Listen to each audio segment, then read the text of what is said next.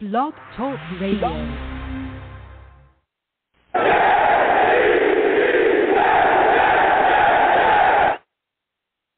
What's going on, folks? It's your boy Long Beach Joe, and I am back at it again.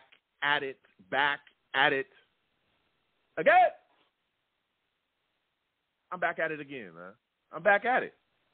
Salutes to everybody listening, everybody watching. Man, it is so much to, talk about with this New York Jets football team right now. A lot to discuss. Training camp continues on. We've made moves since the last show. There's been guys that have been added to the roster. There's also been some position changes as well we're going to discuss. We're also going to discuss Zach Wilson. Zach Wilson has been, doing his thing. He's had some ups, he's had some downs, but he's continuing forward. So salutes to all the Savages in the chat as well. We're going to go back and forth today. Again, lines are open, 515-602-9639. 515-602-9639 is the number. Call in. Listen, it is time to get to it. Let me open up the show. I am the man of the people. I'm here for the people. Let me shamelessly promote my Facebook page.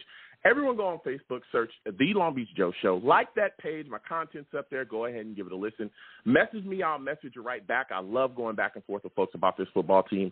Also, leave me some feedback. I love hearing about what you folks think I do here on The Long Beach Joe Show. Again, salutes to all the Savages. E-Man, Mac, salutes to y'all. Your boy is on iTunes, okay? I'm on iTunes, all right? Go on over to iTunes, search The Long Beach Joe Show, okay?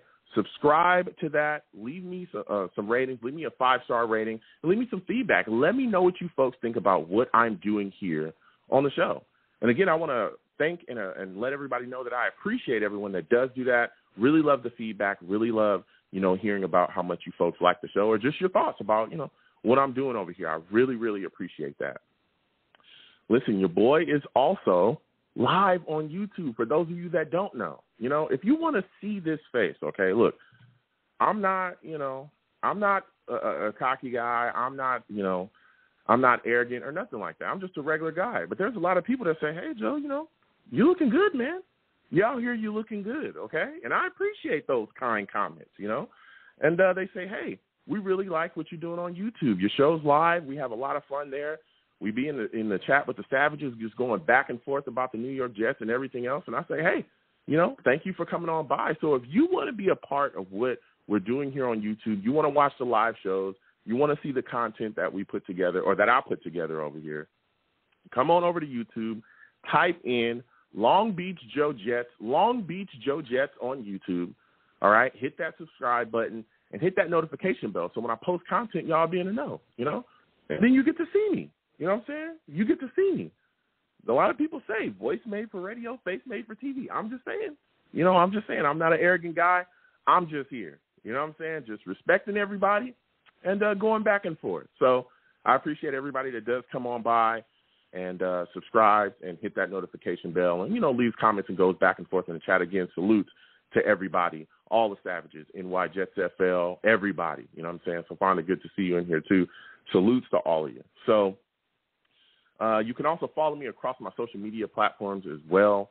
You can go on Twitter, YoungJ000. That's my personal page. You can also follow the show's page at The Long Beach Joe, at The Long Beach Joe. That's the show's page. We talk football. We talk about it all. So, we love going back and forth and having a good time. So you can check all of those things out, man. Now with that put beside us, man, listen, training camp continues on. And I am hyped, okay? I'm fired up and I'm hyped about what the New York Jets are doing. I'm excited about training camp as we continue to work through this process. And this is a situation where I look at it and I go, there's a couple things that I want to see out of camp, right? Of course, you want to see the battles. You want to see, who's made of what. You want to see the growth of the young guys and the flashes that they're going to give you. You know what I'm saying? You want to see where you're at with some of the veterans. But I want to see guys make it out of camp healthy. Okay, look, we've already seen some injuries, go on around the NFL where guys may be out for the entire season, some players that really are big-time players on certain teams. I want to see the New York Jets come into preseason, healthy, come into camp healthy, leave camp healthy, go into preseason healthy, leave preseason healthy, and get out to this season fully healthy. We saw that we had those issues last season. We had a lot of guys that, we ended up missing. I remember Elijah Moore had, some time where he sat down because of a quad injury, which affected him as well going into the preseason. I remember Elijah Vera-Tucker had an issue with his pectoral that costed him some preseason games too. We saw Quentin Williams go down with a foot injury that costed him going into the season. We lost Carl Lawson pretty early in the offseason, and that costed him, the whole season. Even Gerard Davis, a guy who's not here anymore, but he was, one of our linebackers, that costed us going into the season. So there were so many guys, that, we missed because of injuries going on. So I'm just really hoping that the New York Jets can remain healthy going into, as we continue throughout this offseason going into the season. That's one of the things that I think is one of the most important, or the most important thing for us going forward. The New York Jets have also made some moves. Toledo linebacker coach Pat Benstein has left the Toledo Rockets, and now he's joined the New York Jets coaching staff. He's going to be an offensive assistant. So it's exciting to hear, we're getting another coach in the building. And again, we've got some great coaches here already. When you just look at, Sulla, LaFleur, Albrecht, those guys are amazing, especially a guy like Mike LaFleur, who for the first part of the season, a lot of Jets fans wanted him gone last season. But we saw as he continued on that offense and his play calling is pretty solid, and he did a pretty good job. And again, Robert Sulla, has continued to show that he is a guy that is really going to ascend as a coach in this league. He's really doing a lot of things. And one of the things that I saw in training camp that really had me fired up about him was during the practice, he actually stopped the practice to huddle up the team because he didn't like their energy coming out of a water break. And he addressed it immediately, and the team responded to him. And they continued on and practiced with some good energy. And I know a lot of people look at that and they go, well, Joe, why does that matter much? That, that's not a big deal. Oh, it is a big deal because how you practice is how you play, right? Everyone hates Adam Gase. Everyone hated him when he was here. Of course, he was awful. He's probably the worst Jets coach that ever, had ever coached a football team. And when you look at the situation, there were players coming out during his tenure while he was here and talking about how the practices were awful. There were veteran guys coming out saying these practices are trash. They're not getting – it's like everybody's just out there sleepwalking. Well, then we saw the product on the field turn out to be the same way. Guys just out there sleepwalking. Guys not getting things done. Sometimes guys didn't know their assignments. All kinds of things going on. So Sulla is breaking that mold. We got this new guy in the building who's completely changing the face of the franchise, and he's saying, listen, you're not going to come through here and sleepwalk through my practices. Pick up your energy, get to where you need to go, get there with speed, and get it done. Because, again, how you practice is how you play. That is setting a tone. When you set a tone for the football team, when you set a tone for your expectations, when you set a tone with the players, guess what? They have nothing to do but respect you and follow your orders. That's you stepping up and being a leader of this New York Jets football team. That is huge for us because for so long we've had issues with coaching. We talk about the players, we talk about the talent, we talk about all that stuff, but the issues with coaching has been one of the biggest issues with the New York Jets. From Bowles to Gaze, there's been a lot of issues here, and Sulla is changing that up, and he's saying, hey, if you don't practice with some energy, I'm going to let you know about it, and you need to pick it up. That's how you win in this league. And, again, he came from a winning organization there with the Niners. They put things together. And he's coming here and he's changing what we're doing here. So, I'm just excited about Robert Sulla, and I was so fired up to hear that because that was huge to me. And again, what I'm saying, I really love what he's brought here, and I'm excited going forward with him. Even, again, salute to all the savages in the chat. NY Jets FL says LaFleur has a lot more pieces to work with this year. Yes, he does. He does. He has a lot more pieces to work with this year, a lot more pieces. And one of the biggest pieces of this offense that I think is really going to continue going forward and getting better is Zach Wilson. We've seen Zach Wilson, really step up his play as well as we continue to go through camp. This was a guy that kind of was up and down a little bit. They were talking about a lot of things that he was going through out there, some struggles a little bit early. But as we continue to go through camp, right, and again, this is training camp. We're still putting things together. As we continue to go through camp, we saw him start to really pick things up. Now, of course, the offense was moving. Throughout, he was definitely making some nice throws and putting the ball in the hands of guys, but it was the red zone where we would stall. And I think a lot of people look at that and they go, why would you stall in the red zone if the offense is just moving? Well, when you get into the red zone, that's shortening the field, right? There's a lot of things going on that are going on a lot faster than they normally would if you were trying to drive down the field from the 50. There's a lot less space. Bodies are compacted within there. So there are a lot of things going on. Guess what? As we continue forward, we started to see Zach Wilson started to really get things going, figure things out, and things started to work out in the red zone. He had a very good practice in the red zone, threw some nice TDs. We saw him hit Corey Davis, who's playing very well in camp. We'll get into that in a second. Garrett Wilson, he's hitting a lot of guys. He made this throw, all right, recently to Elijah Moore. It was a bomb down the field. Let me tell you something. This guy has an arm on him. He rolled out, launched it down the field, and was able to connect with Elijah Moore for a long bomb, right? And let me tell you something. That is good to see. That, to me, is really making me excited about the future of the New York Jets and what we're doing here. Because that connection between Elijah Moore and Zach Wilson, that's the thing that we're looking at to continue for years to come. So I really like the way that Zach has continued to battle. Again, he's grinding through camp. He's figuring things out. He's still learning. He's preparing himself the best way that he can, right? We've seen him physically prepare himself. He hit the weights. He's mentally preparing himself. Now he's working through camp, getting back into the grind of things. And he's also building, again, chemistry with all the guys once again. We've also continued forward, Mekhi Becton. Mekhi Becton, for those of you that don't know, moved to that right side. He's now right tackle. This happened, way after our last show. Becton has been moved to the right tackle spot. There was no competition. We all know, the coaches sat down and said, hey, we're not going to have any competition. We're going to keep Fant at left tackle. We're going to put Mekhi Becton at right tackle. We don't want these guys switching positions throughout the offseason. We're just going to set it and leave it where it is, right? Now, Mekhi, as we've continued forward, we've seen him. He's looked good. Now, again, he's getting himself back in football shape. There's a lot of people that was on his back, okay, constantly. We saw him kind of labor through some practices. Of course, he's still pushing himself, but he would look tired, but he would complete all the drills. He would do all his reps and everything. There was a video recently of him throwing up on the sidelines a little bit. And Sulla even has come out and talked about that. He's told Mekhi, hey, push yourself to the point or put yourself past the point of exhaustion. Give it everything that you got, because when your body recovers, you'll be better off for it, right? And that's what we're seeing Mekhi Becton do. And I think a lot of people are on Mekhi Becton's back simply because he's doing that. Listen, the only way to get in football shape is to, play football, right? That's what you got to do. You got to go out there and play football, okay? So that's what he's doing. This guy hasn't been in practice. He hasn't been on a field in a year or something. This guy had a big knee injury. He was dealing with all of that stuff. So now he's back on the field and he's putting things together. He's going to be tired.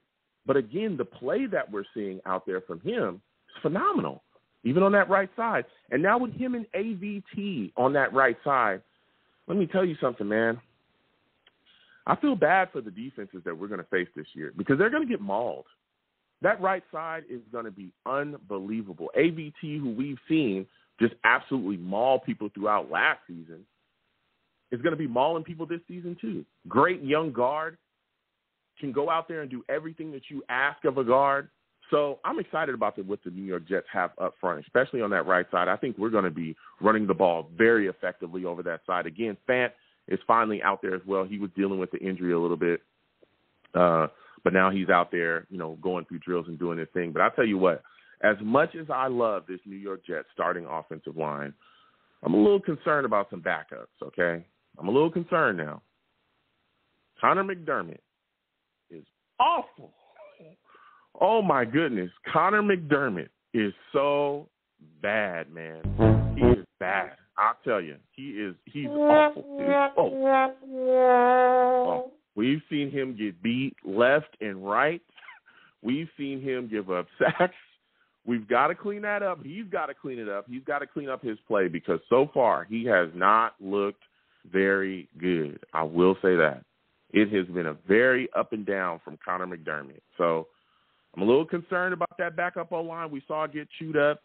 But again, hopefully these guys kind of step up their play And if we do need them throughout the season, you know, hopefully it's just little spurts here and there and everything will gel correctly. But I'm really loving what the New York Jets have up front, offensive line. There's been guys that have come out and talked about it. Guys on the defense have come out and talked about how they think this offensive line could be one of the best in the league. AVT also came out and talked about how he believes, especially with Becton being back in the fold, being good to go, that they're going to be one of the top offensive lines. And I think that that's going to be huge for us this year. And it's going to be huge for us because not only are we talking about properly protecting Zach Wilson, which is common sense, right? You want to make sure that your young franchise quarterback is able to go out there, throw the football effectively, not have happy feet, not get injured, and not have to worry about getting his head taken off. But I think one of the bigger things that a great offensive line will do for this New York Jets offense is allow us to run the football effectively. That's one of the biggest issues that the New York Jets had last year. And the problem is that when you have those type of issues, when you have, you know, those type of issues running the football and you can't get things done effectively there, then guess what? You're going to have issues offensively because you're going to be very easy to defend, extremely easy to defend. And when you're easy to defend, guess what? You're a done deal. You're a complete done deal. So when you look at the situation here, Zach Wilson is now going to have a solid running game that he's going to be able to run behind.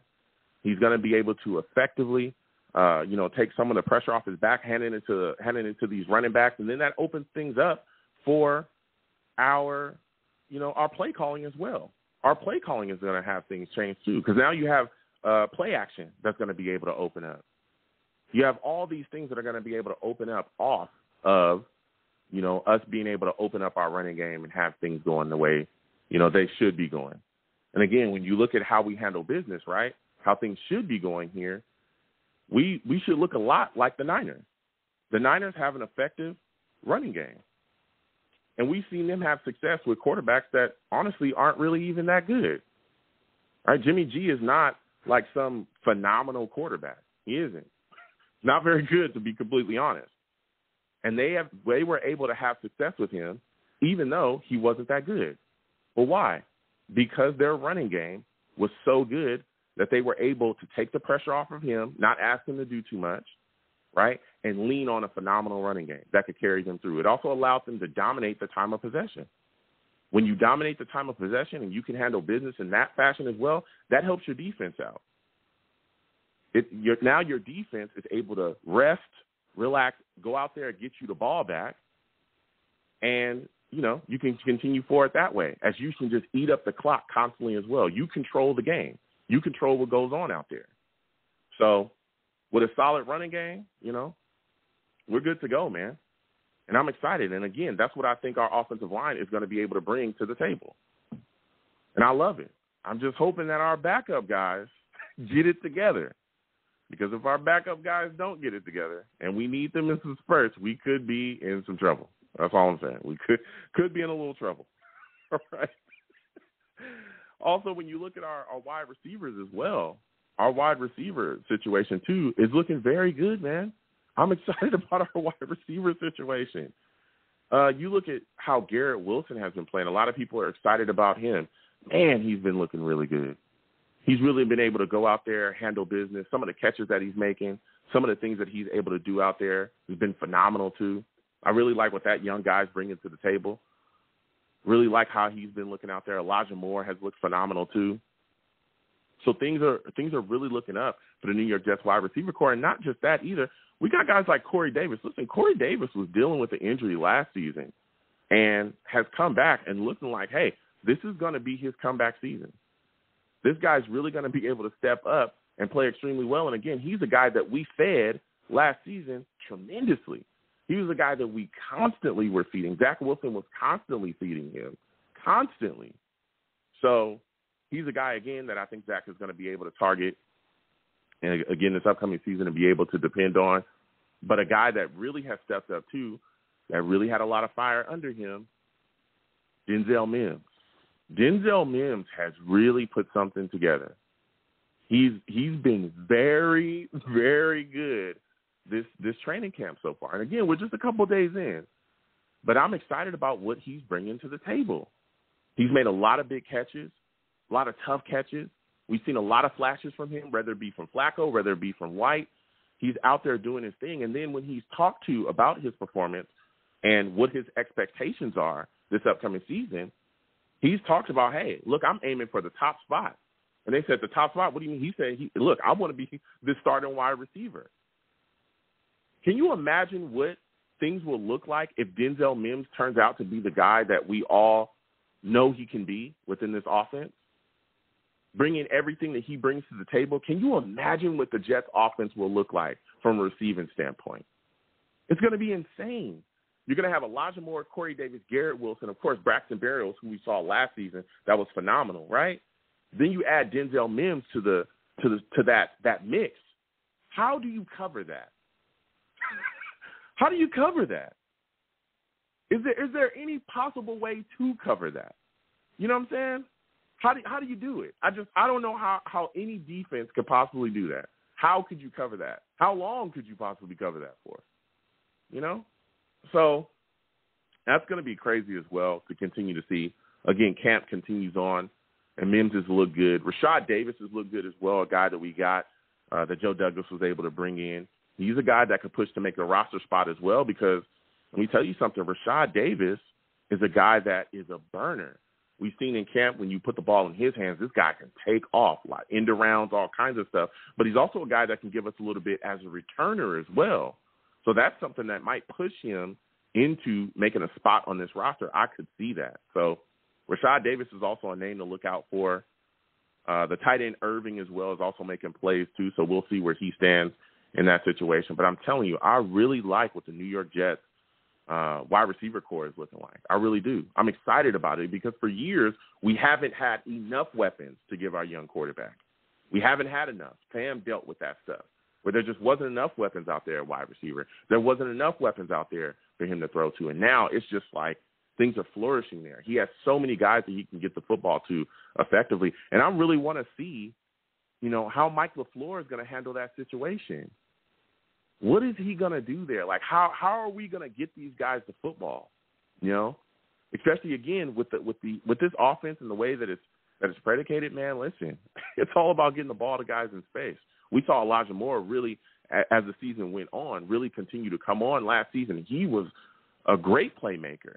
A great playmaker. And again, this wide receiver core was dealing with a lot of injuries last season too. And things was kind of broken up. So now, again, hopefully we all get into the season healthy, okay? We all get into the season healthy, boy. I'm telling you, these people that's defending the New York Jets is going to have some problems, going to have some real problems.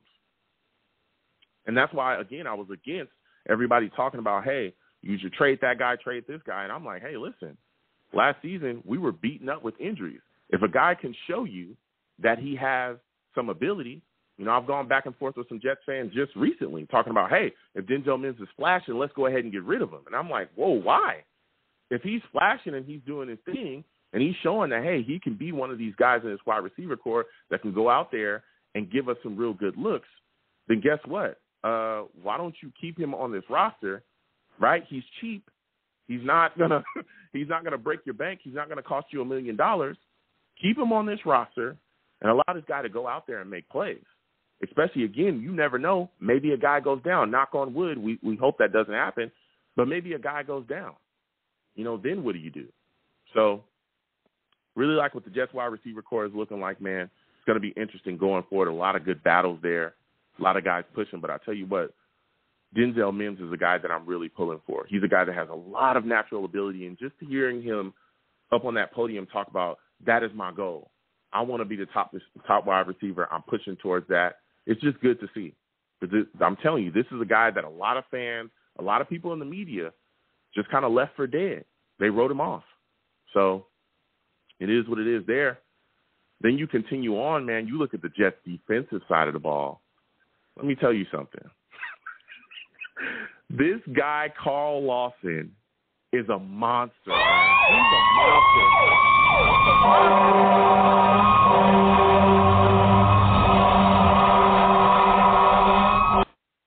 Man, this dude, Carl Lawson, is a beast, bro. I don't know what else to say. He's a complete beast, okay? Complete beast.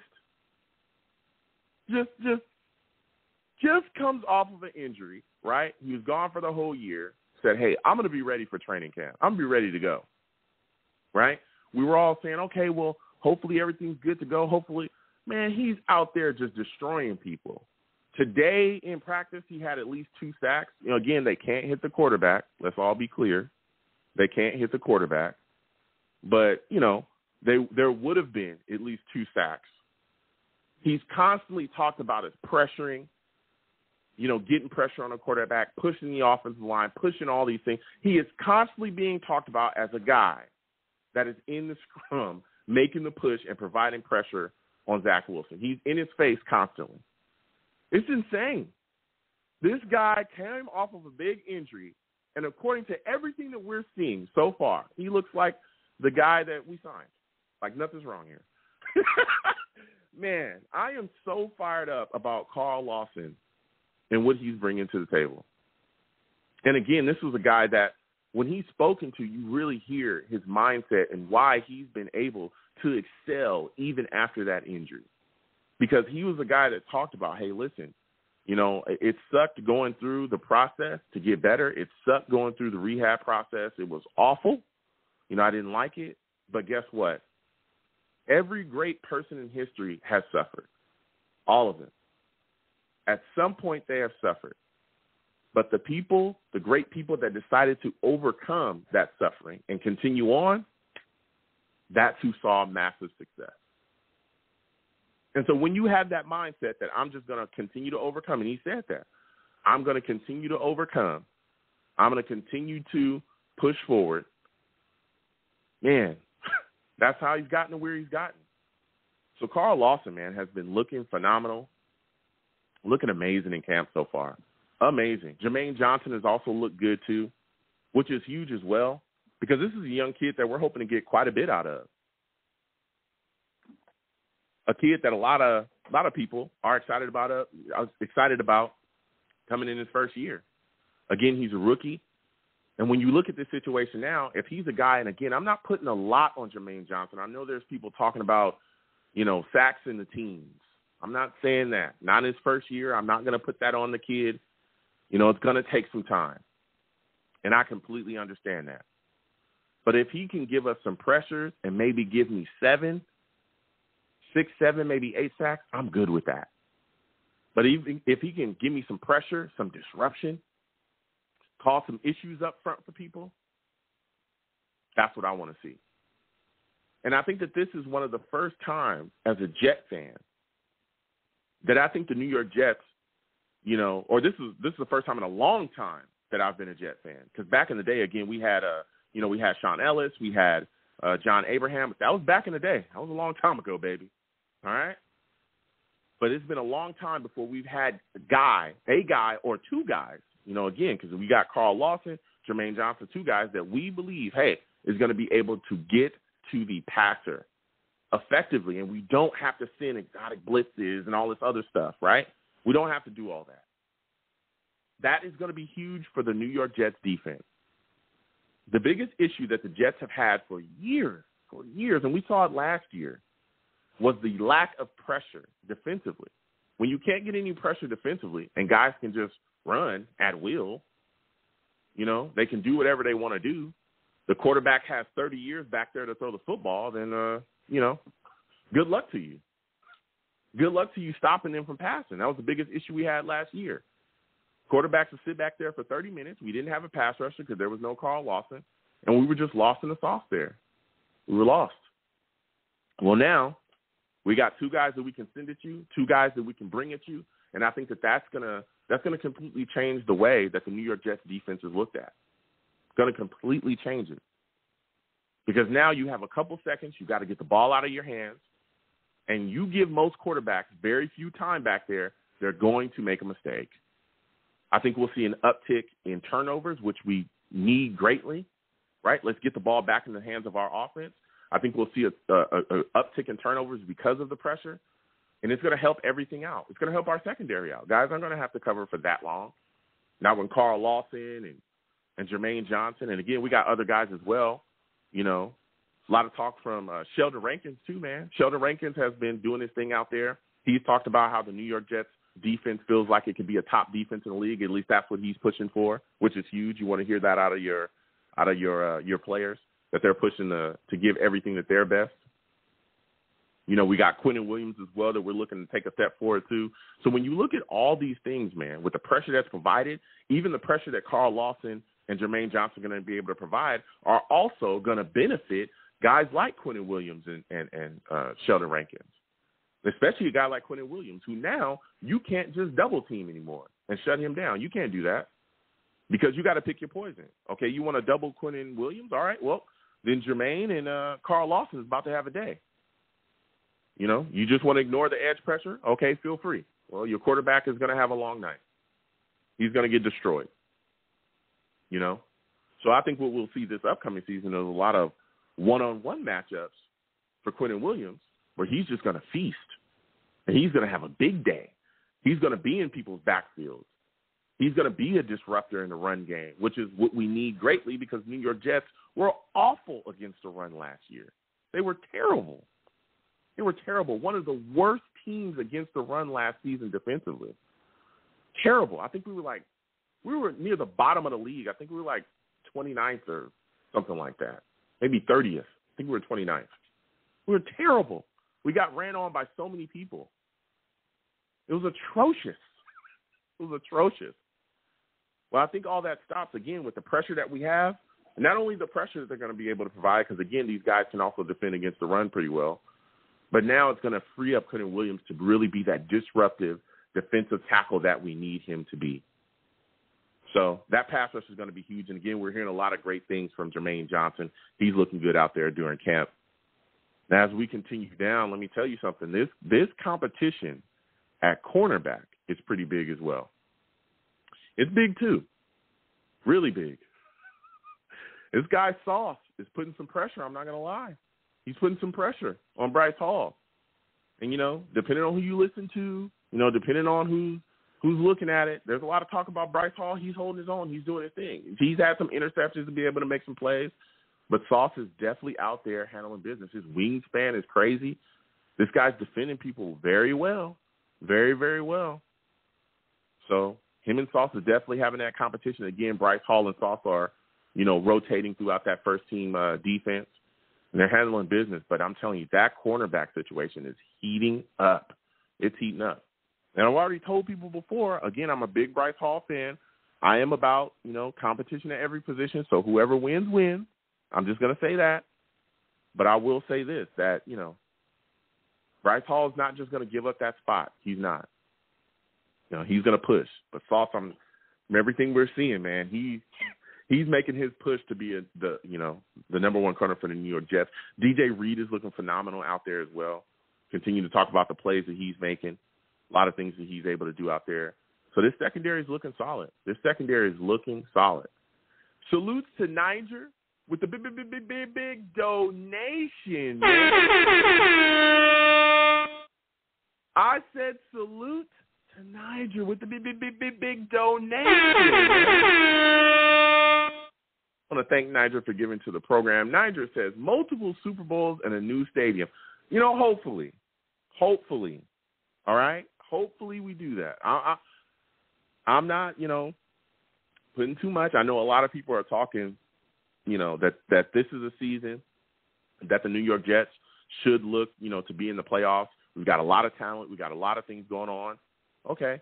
You know, but I'm going to hold off on the Super Bowl talk until I see it. But, Niger, I'm there, man. I'm excited.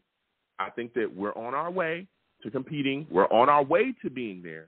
But we just got to wait and see what's going on. But, man, I'm right there with you, Niger. I definitely want to see that. I want to see us win that trophy. I want to see us raise that at the end of the day. And, again, Niger, thank you for giving to the platform with the big donation.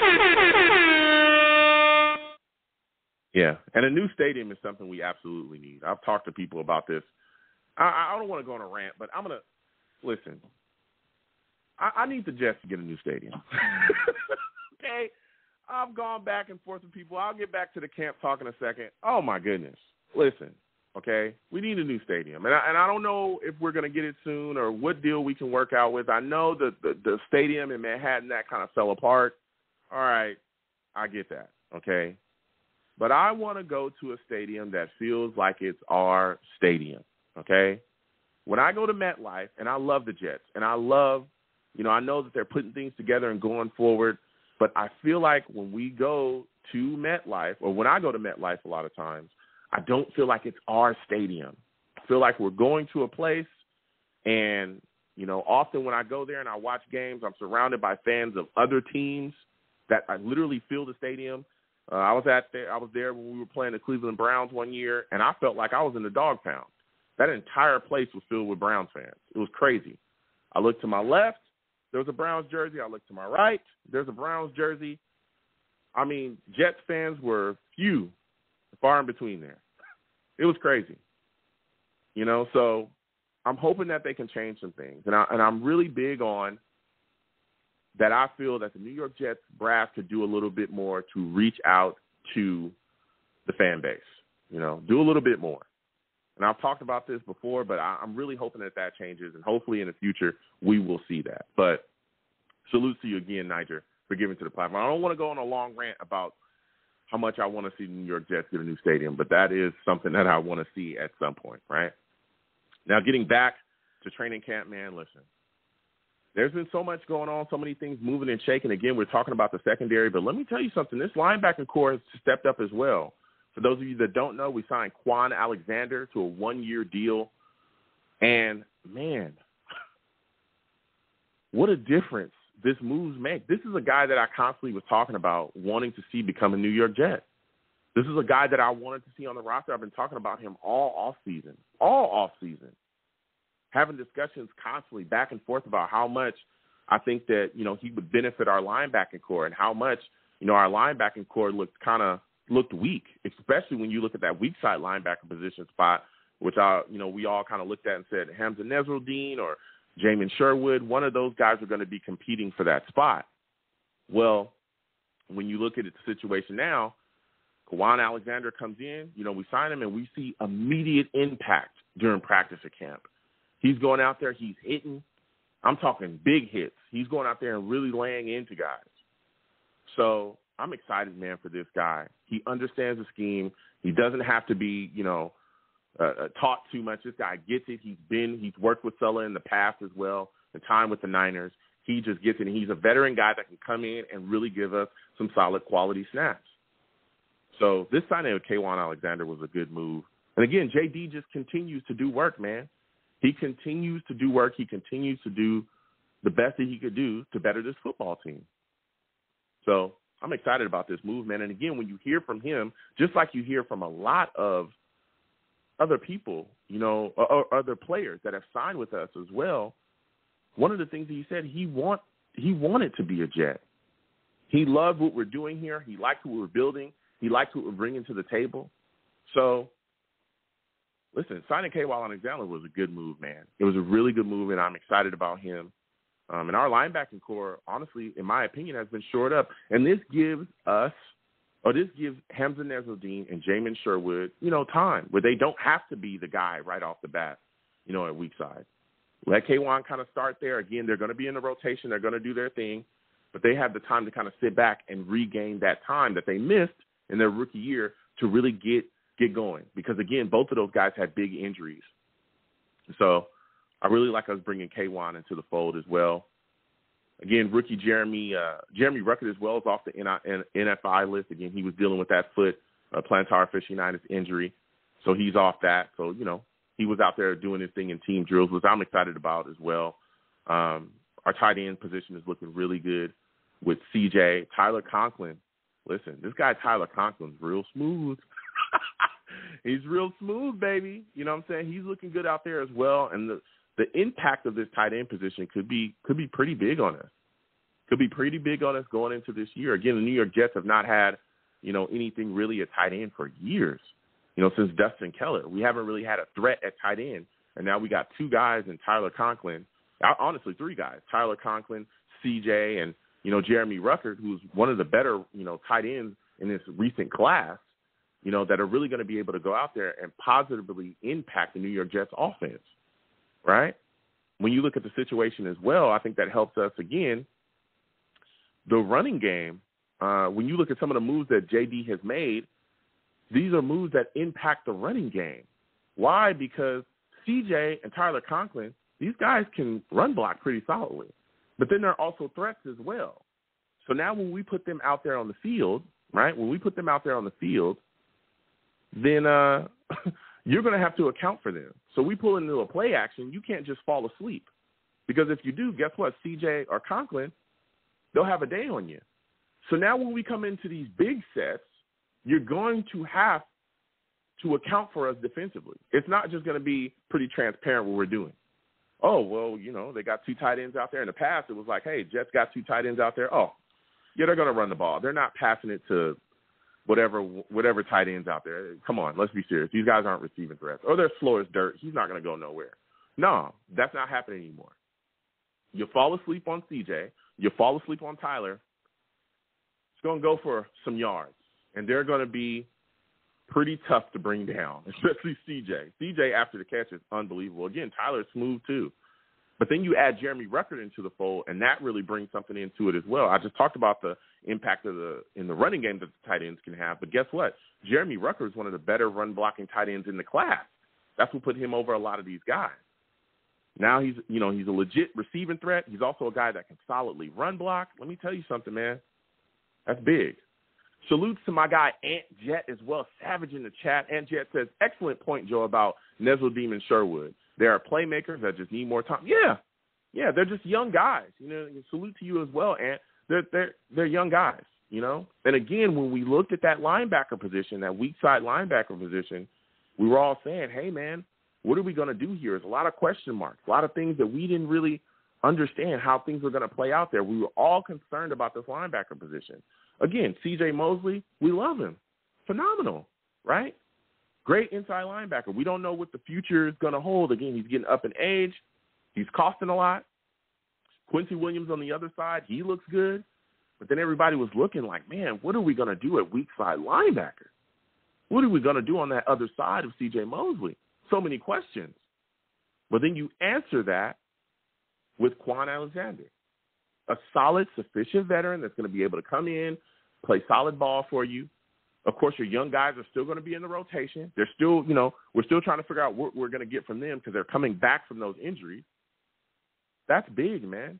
That is big. So as we continue forward, I like what we've done there at linebacker. I like how we've handled situations there. So things are looking good.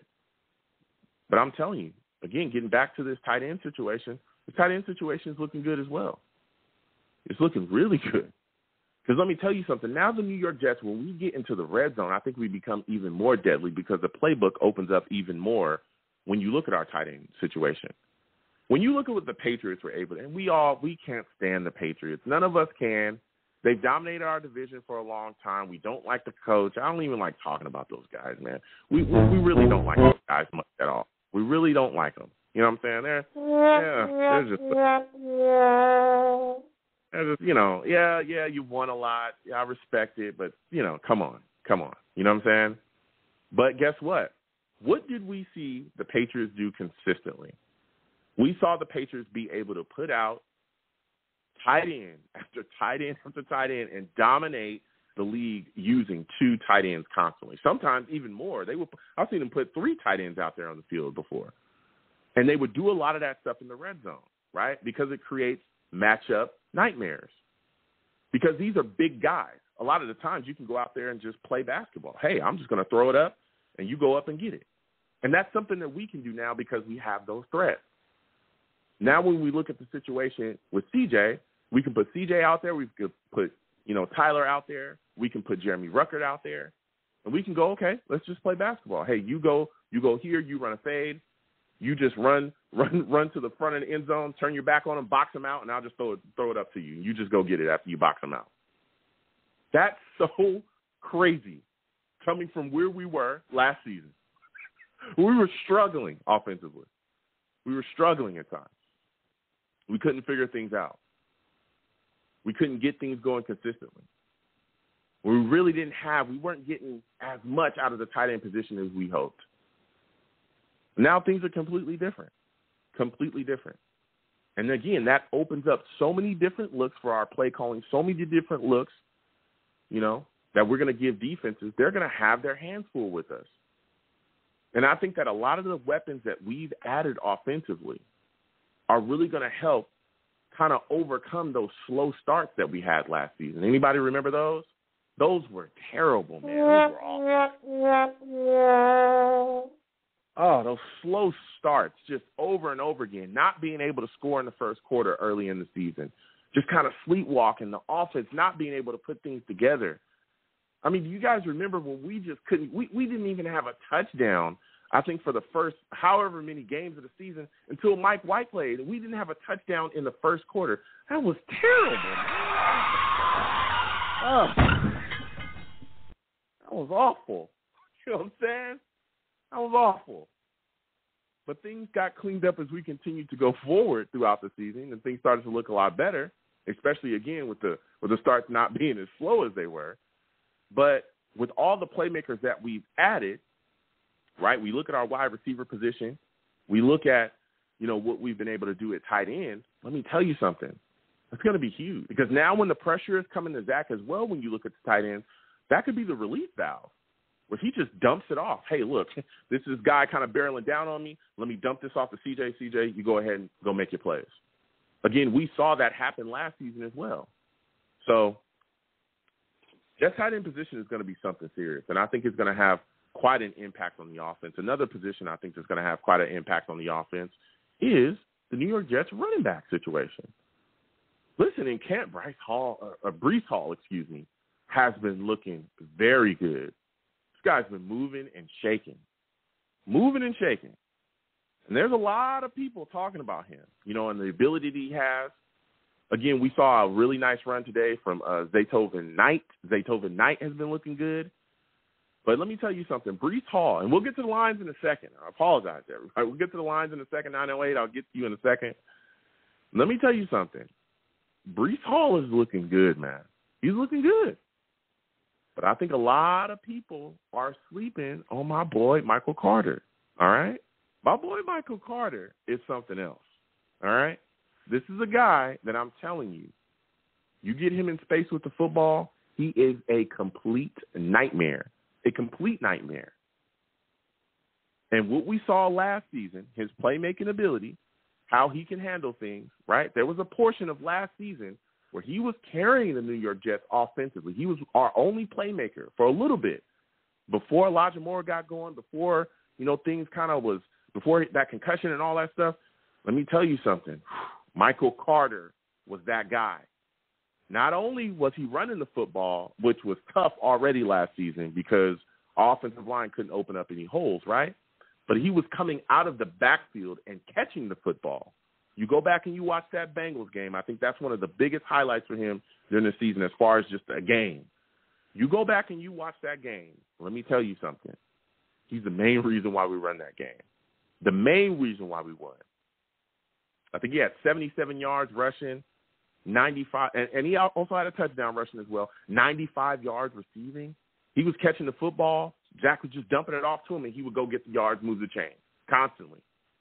You look at that game as well, there was times when you hand the football off to him, and he's running away from guys. And let me tell you something. Michael Carter is still that dude. I love Breece. I can't wait to see what he's going to be able to put out there, but I feel like a lot of people discount Michael Carter and some of the things that he brings to the table. And especially with that 1-2 punch this upcoming season, man, that's going to really help the New York Jets offense out. It really, really is. So let me get to these lines again. 515-602-9639. 515-602-9639 is the number. Call in. We're taking all callers. Oh, before we get to these lines,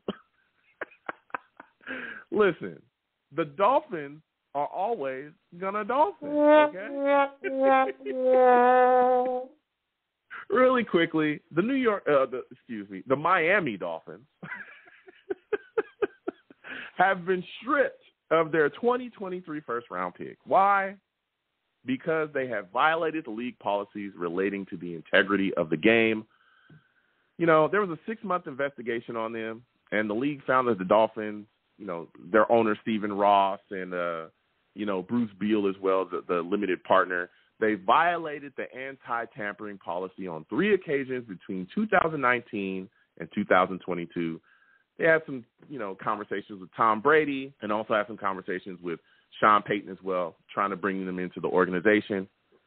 Didn't work out because neither one of them are dealing with the organization. So that was found. They've been hit. They've been stripped of their 2023 first-round pick. And Stephen Ross was fined as well, $1.5 million. He was suspended through October 17th.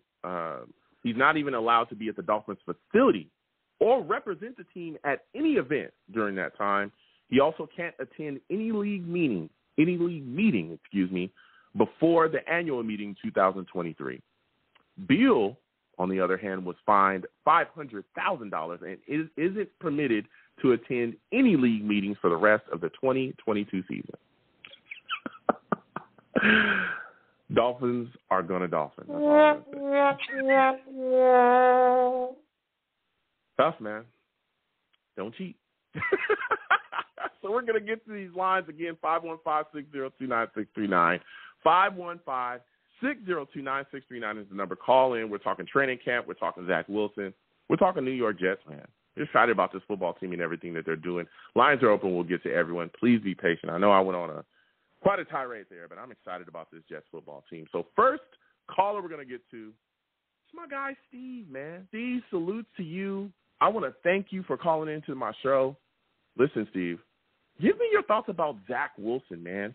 There's been a lot of talk about him being kind of up and down, but he's looked really good these last couple of practices, and he's really been able to put some things together in the red zone. How are you feeling about that, man? Hey, Joe. Well, first of all, thank you again for having me on tonight. I actually just called on now. I'm actually really surprised that I'm actually the first caller tonight, but thank you so much for having me be the first caller. So anyway, good to hear from you as always. And so anyway, so in case if you're wondering, Joe, I actually went to Jets training camp last Saturday.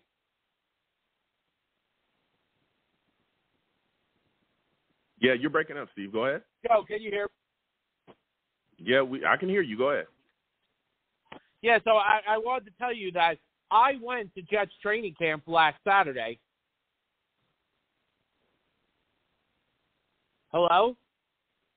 Yeah, Steve, you're breaking up bad. What's going on with your phone, man? You got some good phone? I don't know what's going on.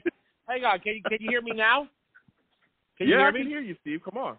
Yeah, we can hear you. So, Joe, as I was saying, last Saturday, I went to Jets training camp. Steve is having some phone. We'll get back to you in a second, Steve. We'll just put you on hold. We're gonna get back to these lines, man. Again, 515-602-9639. 515-602-9639 is the number. Call in, please. When you call in, be patient. Okay, we're gonna get to everybody. Also, give the stream a thumbs up wherever you're watching me from. Share the stream across your social media, and please, when you call in, don't call me from a Sesame Street phone. You know what I'm saying? Can you get a good phone when you call in? All right. Come on. You know what I mean? Please, don't call me from the back of a PlayStation. All right? Come on.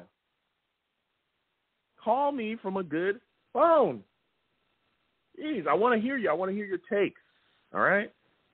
We're going to keep getting to these lines. Give 515-602-9639. Call me from the back of a Doritos bag. Come on. So next we're going to go to my guy, Colin. Colin, we're coming directly to you. Colin salutes. I want to thank you for calling in tonight. Colin, can you hear me? Are you good, man? Can you hear me? Is everything good? Hey, Joe. Hey, Joe. How you doing? Good night. I hope I'm good. You're good. I hope I'm loud and clear. You are. You didn't call in from the bottom of a Pringles can. Can you please give me your thoughts about Zach Wilson and how he's looked so far? I mean, listen, he had a little up and down, at times, but that's expected, right? He's in his second year. He's still developing. Still needed a lot of developing, right? So I think where he can make the jump in the second year is by avoiding mistakes. Try to eliminate the mistakes, right? Because the talent is there, right? We all know the talent is there. He's put on some size, he's bulked up. He can run. We all know he can run, and we all know he can throw the ball. It's just going to come down now to, be smart with the football. Don't try to force anything. Don't. The New York media, obviously, the pressure in New York is much different than, you playing in Jacksonville or something. So, he can't let the pressure get to him. He has a lot of weapons, man. I'm telling you. Mm-hmm. I think he has more weapons than any other quarterback in a very long time, right? Mm-hmm. So he's got plenty of weapons to look for to get rid of the ball. Just don't do some of the things I saw last year, which is, just completely throwing the ball, in front of guys in the ground, missing guys or rushing passes. Just take, he's just got to take his time. And listen, if you got to get sacked, you get sacked, or you got to throw the ball away, throw the ball away. But the last thing I think any Jets fan want to see is Zach Wilson out there throwing interceptions or look like he doesn't know what he's doing. And I think that's going to be the key for him. He doesn't have to go there and throw 30 touchdowns or 4,000 yards, like people are expecting. He just has to manage the game and help us win games. That's how I look at it, Yeah, and I hear what you're saying. I think, again, like you said, kind of minimizing the mistakes is huge for him, especially, in a scheme that we're running. I think one of the things that's really going to help him kind of cut down some of the mistakes that we saw last season was, our running game really developing and getting better. And I want to ask you about this. When you look at the situation where our running game, do you think there's a lot of people that are kind of discounting the impact that Michael Carter could have because, us taking Breece Hall? Because there's a lot of people that are already saying, hey, Breece is going to be the starter. Michael, Carter can be number 2, whatever. Do you think that a lot of people are just kind of overlooking what Carter will be able to do in this offense with, an upgraded offensive line, and think of just saying, hey, Breece Hall is going to be the guy? Yeah, I think, the fact that Breece Hall was the number 1 running back drafted, the expectations are much higher than it was for Michael Carter, right? So I think, everyone is pumped. We got, the best running back in the draft, potentially, right? So, you want to see the best running back in the draft being the best running back on your team as well. So I think that's where the excitement is that, hey, we didn't just trade up for this guy and, for him to be like the number 2 guy. He's the number 1 running back coming out of college. So at least in, the Jets' opinion, right? So I think in all fairness, we want to see this guy be the number 1 guy. I mean, Michael Carter, he's good as well. So for me personally, I didn't understand some of the picks. I understand like the value of the player, but I didn't really like understand the picks because it's the same thing with the wide receiver, right? We drafted Garrett Wilson, but we had Elijah Moore, right? Right. Mm-hmm. So, but with the receiver, the same thing. I was, I understand picking the guy, but at the same time, I was like, look at Elijah Moore, right? What he's doing in camp, right? Mm-hmm. He's definitely going to be the number 1 receiver on the team, but man, he's lighting it up. Yeah, but in my opinion, when you draft a receiver on the 10th pick overall, that guy should be your number 1 pick, considering that Elijah Moore was not a top 10 pick last year. Yeah, but here's the thing. It's not, and I hear you, Colin, but it's not really about like as far as it's about production, right? It's about what you can bring to the table. And yeah, Elijah Moore wasn't a top, he wasn't taken in the first round, but we can see that clearly there's, if they could redo the draft, somebody would have took him in the first round. But when you have this guy step in the way that he did, and we see the playmaking ability of Elijah Moore, he is special. And he's going to be special this upcoming season. We're already seeing it in camp. We're seeing the connection with Zach Wilson and Elijah Moore flourish, right? He just caught a big bomb from Zach these last a couple practices ago or a day ago or something like that, where it was phenomenal. So I think that, being a second round or third round or whatever, listen, there's guys that have gotten picked in the second round, the third round or whatever that go on to just be unbelievable. So I think that the addition of Garrett Wilson, was needed from, the looks of JD is because, hey, we needed another weapon, and we did. We needed another guy. When you look at, the way that our wide receiver core kind of shook out last year, Corey Davis went down with an injury. We saw some flashes from Elijah Moore. There was questions about Denzel Mims. He wasn't seen on the field at all. Braxton Berrios was the guy that was out there, but Braxton Berrios isn't a number one or a two wide receiver, right?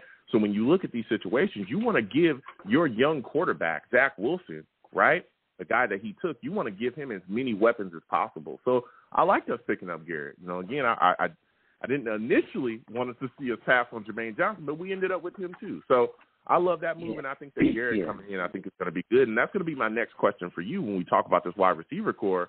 Another guy that's looked really good, man, is Corey Davis. Corey Davis has been going out there and making play after play after play.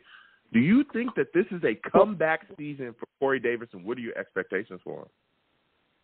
Well, see, that's the thing, right? So, listen, we all know Corey Davis is a big receiver. He's talented, right? We know what he was doing in Tennessee, and we know what he can still do.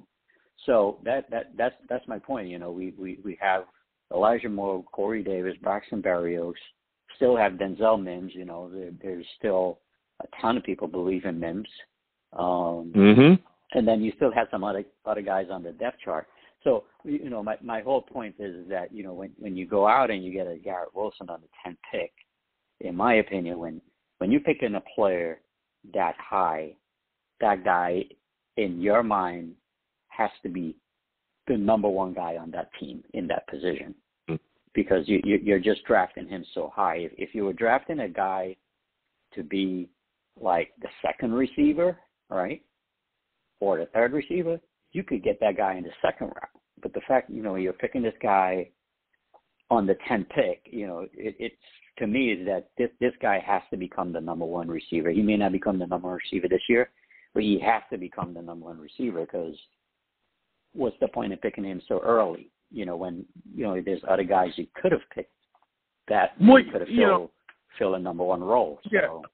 Yeah, I mean, I think down the line he's definitely going to be a guy that's going to be able to, go out there. And, I mean, we might see him, move within that role. But, again, he's a young guy. And like I said, I'm excited about him, about what he can bring to the table. And we're already seeing stuff out of Garrett Wilson that is crazy. I mean, this guy's making freakish catches. He can get off really, really well. We see the speed. We see everything. Like, this guy's going to be something, But again, he's a young kid. Oh, he has the talent. He has the talent. Definitely. Charts, man. He has the talent. It's off the charts. I mean, this team has talent. This team has talent that they haven't had in a long time. So, like I said, there's a lot of talent. How we use these talent, and also, our head coach, offensive coordinator, all these guys, right? These guys are going into the second year now. It's going to be curious to see how well these guys develop. How much did they learn in their first year and avoid some of the mistakes in the second year. Like I've seen some plays last year on fourth down, like 4th and inches, 4th and 1, and it was just so obvious what we were going to do with the football. And teams just knew exactly what we were going to do with the football. So that those are the things that is going to make or break you as a coach too. So they got to do a better job, right? Colin. Yeah, here's the thing, Colin. I think a lot of the issues that we saw last year offensively, right, like you said as well, was pretty transparent what we were going to do at times.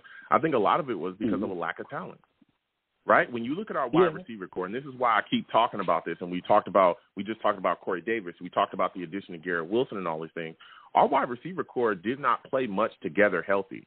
We were constantly missing guys last season, whether it was Jamison Crowder being out or Keelan Cole being out or Corey Davis missed a big portion of the season. Elijah Moore was down for games at a time before, right? He was dealing with a quad injury. He had under injuries as well that sat him out. Yeah. Like, there were so many issues last season, so much mix and match and scratch there at the wide receiver position. It was like, we had issues going there. You couldn't go to the tight end position for anything because we didn't have what we have now, right? We didn't have, like, a real crazy receiving threat there. So where else do you go? Your offensive line is not opening up holes, so you can't run the football effectively. We only had one single 100-yard rusher the entire year, and that was Michael Carter. I think it was against Jacksonville. That's it. Like, there was nothing. So, a lot of the times we had – and, again, Zach is a rookie quarterback too, so he's learning, trying to put things together. We saw him getting blasted last season, right? So a lot of these things that we saw where people were like, well, the Jets are very transparent offensively. It's like, because we had a lot of guys go down. Becton was gone. Like, I can continue with the names. And, again, there wasn't enough talent at certain spots, not on the field consistently. So that's what you see out there. But one of the guys that I think is bouncing back as we talk about the wide receiver position, Denzel Mims is looking phenomenal, man. And, I mean, this is a guy that's talking about he's gunning for that top wide receiver spot. What are your thoughts about what he's been able to do and the camp that he's been able to put together so far? Well, I mean, when you look at him in college too, right, the guy is athletic. He's big and he's athletic. Whatever issues there were last year for him not getting on the field or, whatever, dark cloud was over his head, hopefully all that's cleared up, right? And he, he is showing it in camp that, hey, he's worthy of making the team. So, listen, like I said, between Denzel Mims, Corey Davis, Elijah Moore, Garrett Wilson, the two tight ends, Conklin, Uzama, Michael Carter, Breece Hall, I mean, the sky's the limit for this team. It's just going to come down to Zach Wilson, right? Because he's the guy at the helm, right? And coaching. It's going to come down to coaching and Zach Wilson. And if everyone is on the same page and everyone is clicking, we'll win 7-8 games. But if things don't go right, then we may not win 7 or 8 games this year. If we make mistakes, if mistakes are being made with coaching and quarterback and other players as well. So it's going to really come down to how quickly, when you make a mistake, you don't make the same mistake again. And the mistakes you made last year are mistakes you want to try to eliminate as best as possible this year, So, time management with the clock is so many things, but the talent-wise, this team's got a lot of talent, man. They got talent on offense and defense. It's like unbelievable. Man, it's crazy, Colin. So my final question for you, Colin, because you've been giving us some great takes. I want to go over to the defensive side. What are your thoughts about Carl Lawson, man? This guy is just – it's insane that he's coming off this injury and he's just out there just – again, we can't hit the quarterback. We all know that in camp. He's got that red jersey on. But, dude, he's providing pressures and things that would be sacks at this point. He's constantly being talked about being in the backfield and getting after it. What are your thoughts about him just going out there and beasting the way that he's been beasting, man?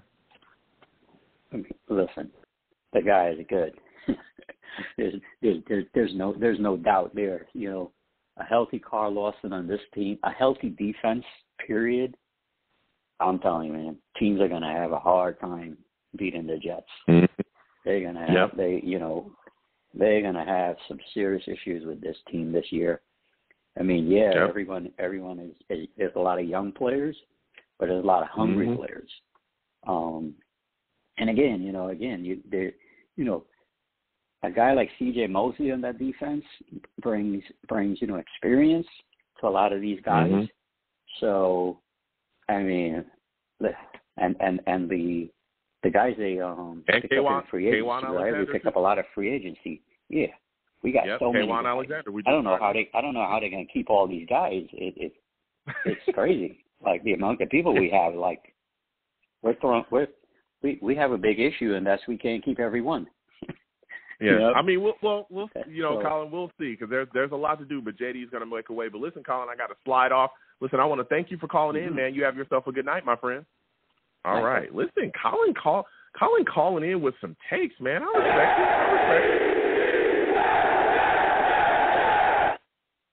Listen, salute to all the savages in the chat. Please give the stream a thumbs up if you haven't already. Please subscribe if you haven't subscribed. Hit that notification bell. Share the stream with your friends and your family and across your social media. You know what I'm saying? If you want to give to the stream, to the platform, the super chat's there. If you don't want to give to the super chat, Cash App is at the bottom of the screen. Anything you give to the platform is greatly appreciated. You know what I'm saying? Really appreciate it. Again, salutes to all the savages in the chat. My guy GVH salutes to you, savage, in the chat. He says, Joe, there are those who think we are hyping Mims to trade him. You think we should do it? What would it take for you, I guess, to trade Denzel Mims? Here's the deal, man. I don't know. There's been a lot of talk amongst various people about trading Denzel Mims, and we'll get back to the lines in just a second. And I know there was some people talking about trading him for like Tevin Jenkins, all kinds of stuff like that. Listen, if Denzel Mims continues to go out there and show you that he has number 1 or number 2 ability, I don't know why you would get rid of him.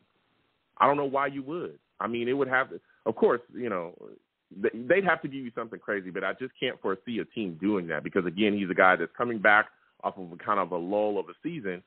I don't think that we should get rid of him. I think that we need to keep this guy around because, again, we finally have, like, some depth at a position that we struggled with last season. I don't understand that. I will never understand why Jets fans look at certain positions, right, whether it be wide receiver or even cornerback, right, and see that there's more than 2 or 3 good guys and be like, oh, time to get rid of that third guy or that fourth guy. We only need 2 good wide receivers. Let's get rid of the rest of those guys. Oh, we only need 2 good corners. Let's get rid of the rest of those guys. And it's like, wait a minute. Why are we doing that? You don't see the Chiefs doing that. The Kansas City Chiefs have a couple really good wide receivers, right? Of course, they just got rid of Tyreek Hill. They sent him to the Dolphins, but they have other guys that can step up. You don't see them trading away guys that give them solid quality depth. You don't see them do that. You don't see other teams around the league doing that. And especially, again, when you look at we've seen the injury bug play out here with the New York Jets. We've seen it. We just came from that. Last season, I just got done talking about it with Colin, that our wide receiver core was decimated with injuries. I think they only played maybe 1 or 2 games fully intact the entire season. Only 1 or 2 games fully intact. Our cornerback position, there was guys missing all throughout the season. Bryce Hall was the constant, but guess what? Echols was in and out. He had injuries. Gundry was in and out. He dealt with injuries. Michael Carter missed a lot of the season with the injury too. Our secondary was bounced around. Our safety position, Marcus May was dealing with there was guys injured. So if you have a guy that can bring solid quality depth and solid stuff to your position, why get rid of him? Especially, again, he's still cheap. He's super cheap. Let's see what the guy has and let's bring it to him again because we all talk about Denzel Mims. He does have number 1 ability. He does. When he's on, if he's the Denzel Mims that we saw with Adam Gase, and Adam Gase was awful, but the one thing that we came out of that season with, well, there was a couple things, but one of the things offensively that we all talked about was, man, this kid Denzel Mims is something else. We're excited about him going forward. So why get rid of him? But we'll keep talking about that again. 515-602-9639. 515-602-9639 is the number. Call in. We're taking all callers. We're talking camp, baby. We talking training camp. We talking about it all. So now we're going to go back to Steve. Hopefully Steve's phone is good to go and he's not calling us from the bottom of a Ruffles bag, all right? Hopefully not. I'm hoping that his phone is together. Steve, I want to welcome you back to the program once again. Hopefully everything is good and you're not calling us from the bottom of a Frosted Flakes box, all right? Give me your Hey, Joe, thoughts. can you hear me? Yes, I can hear you. Can you hear me? Yes. All right. I'm excited about that, okay?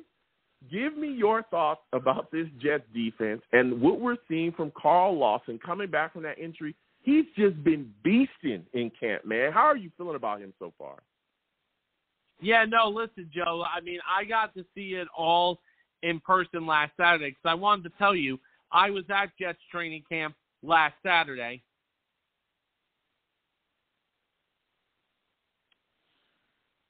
Steve.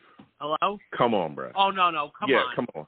I'm in a much better connection. Well, you got to connect Joe, with the connection. You got to call. Come on. You got to call your cell phone people. You got to call somebody. Who's your plan? Who you got to plan with? Listen, whoever it is, call them and say, listen, man, I paid too much damn money to not have solid service to call in to the Long Beach Joe Show. I paid too much money. Somebody's got to figure this out, all right? Tell them that Joe told you that you needed to tell them to send you a new phone. That's what I want to see. Get a refund. Well, I can hear you, Joe. Well, we can't hear you, Steve. Go give us something, okay, man. Can you hear me now? Something. We can hear you now, Steve. Come on. We on our last leg here, baby. I need to hear you talk about Carl Lawson. Give us your takes. No, Carl Lawson has been a beast. There was a video of him after practice with another one of the players, and they were running together at camp at the end of practice. And Lawson looks phenomenal. Yeah. But, you know, the thing is, Joe, let me just tell you something. When I watched the team practice, it was awesome to watch the team practice. I mean, it's just the thing is the team is so in sync, and there was also one point that happened during the week was when Saleh actually stopped the middle of practice. It was after when the Jets had a water break, and he stopped in the middle of practice and didn't like the energy. Yep. And then he said, we got to get the energy back together. No, when Coach Saleh did that, I thought that was awesome. I mean, listen, if this was like Adam Gaze's team all over again, Adam Gaze would just let the practice go on. Yeah. Yeah, he would. And I'm glad that changed up. And I'm like I was talking about it earlier, that it's a different time here, right? And a lot of people kind of shrugged their shoulders at that and was like, yeah, whatever. No. You practice how you play. And if you practice like trash, you're going to go out there and play like trash. That's a fact. And we saw that. Adam Gaze practices, awful, playing like trash when we got out there on the field. Setting the tone as a leader of this football team, which is what Sulla is, setting the tone as, you know, the guy that's going to be that is at the head of this football team, setting the standard as the head of this football team as well is extremely important. Hey, look, you're not getting it done. You're coming out of water breaks. The energy is kind of lackluster. Pump it back up and get it together.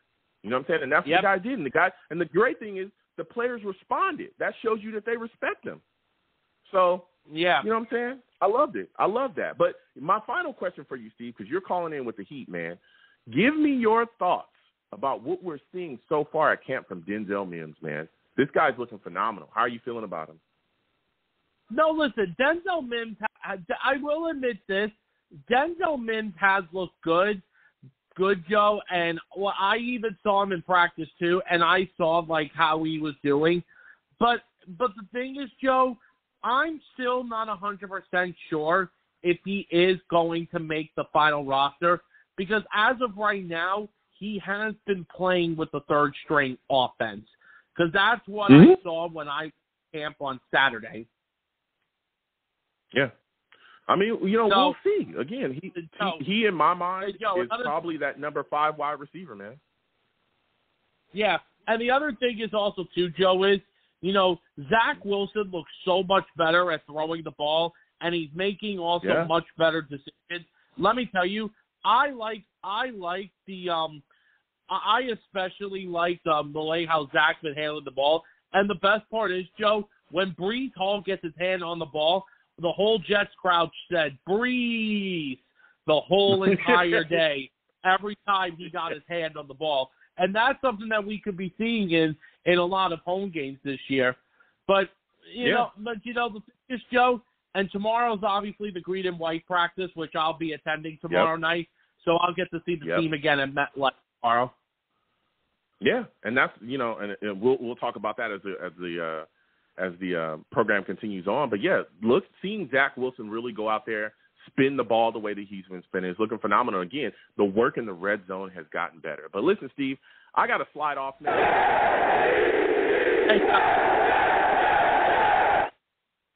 Listen, Steve calling in. He's got to get a new phone, man. He's got to, I don't know what service plan he's with, what's going on here, but they got to clean it up. All right, you got to come on. Whoever Steve's service provider is, from Joe to you guys got to get it together. I like talking to Steve, and you guys are making it tough. All right, so we'll get back to these lines again. 515-602-9639. 515-602-9639 is the number. Call in. We're taking all callers. We're getting to everybody. Salute to the savages in the chat. Let me tell y'all how savage this is. We just got done talking about Steve and his, phone issues. NY Jets FL says Steve needs 2 cans and a string. That's what he's calling in on. I didn't say that. That's NY. So direct your issues to him. I'm just saying, it's savage, man. It's savage around here. Nobody is safe, man.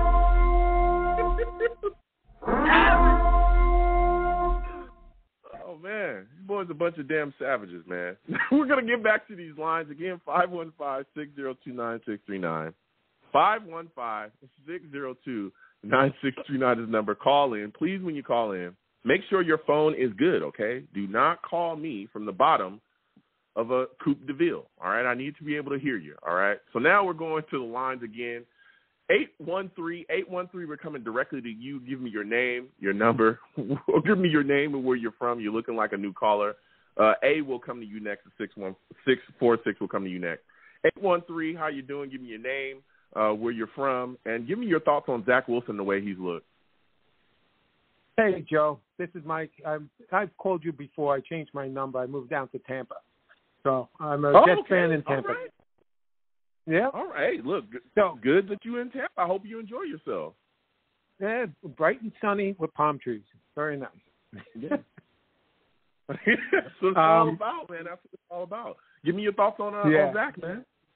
Okay. Well, from what everyone's saying, and I've been listening to a few other, podcasts and stuff, I really look at Zach Wilson not from his stats from last year, especially the first half.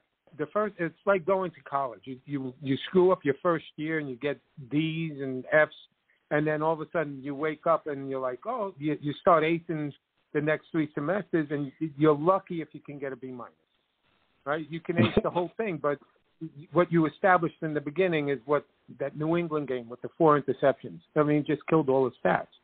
So you have to really look at him from the last 5 games or last 7 games, and look at his stats. And even the last 2 games, especially against the Bucks, he had no receivers. Yeah. He's with the 3rd, 4th string receivers. And then even against the Bills, you're playing with an offensive line with what's the guy's name? 69 McCormick out there. He was getting sacked constantly and under pressure constantly.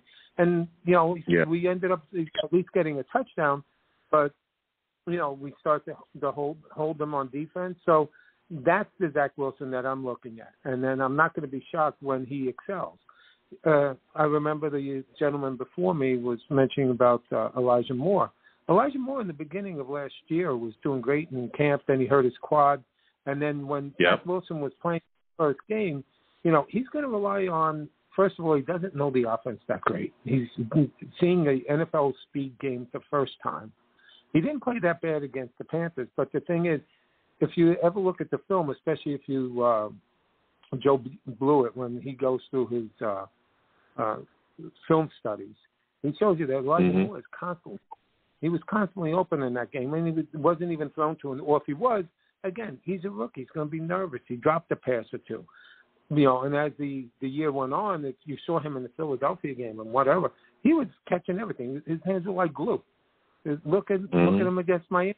Miami was scared. They couldn't stop him. But that's what I'm looking forward to. That's what's going to happen in the beginning of this year. So when you look at the Jets, you got to look at them from the second half of the year and then look at how he managed the games, how he was making decisions much quicker and better, going through his precisions.